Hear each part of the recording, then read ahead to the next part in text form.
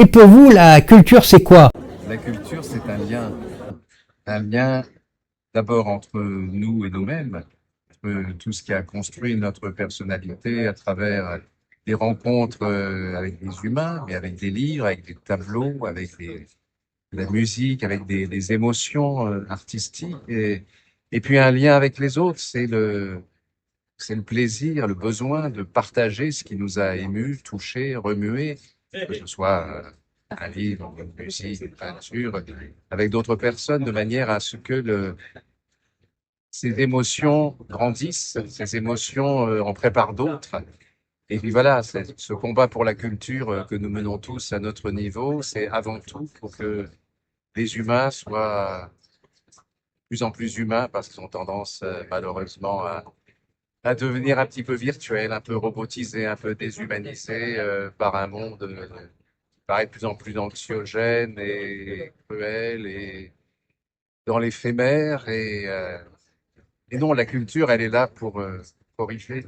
Il y a quelques formules célèbres qui continuent de nourrir la culture. La culture, c'est ce qui reste quand on a tout oublié. Donc, c'est aussi une disposition d'esprit et une trace émotionnelle, même si, par exemple, et je connais malheureusement des personnes à qui c'est arrivé, les accidents du cerveau font que la mémoire elle-même de la chose culturelle qui avait marqué la personne s'est effacée, mais pas l'émotion ni la richesse que cela a apporté.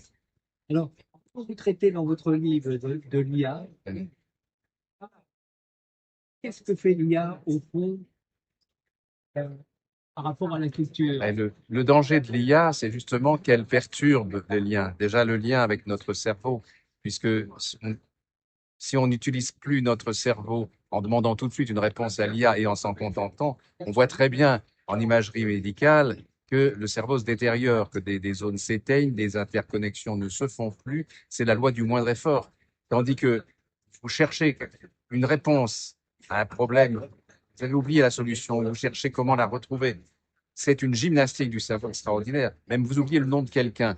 L'effort que vous faites pour réveiller dans les zones de mémoire où peut se trouver ce nom-là, les associations d'idées sont d'une richesse terrible. Si tout à coup vous posez une question à l'IA et vous êtes satisfait de la réponse, vous privez de ce travail et malheureusement, ça a des conséquences. Et puis le lien avec les autres.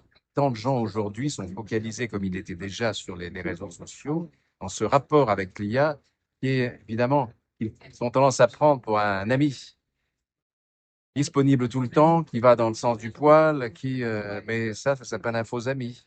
Donc, et puis qui a tendance à vous couper des amis réels qui ne comprennent pas cette relation. Comme dit l'IA, il y a des exemples terribles que je raconte dans mon livre de la manière dont l'IA sépare les humains des autres humains.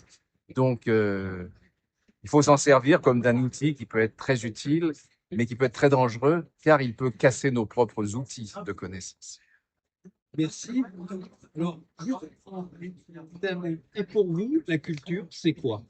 La culture, c'est le lien. Merci.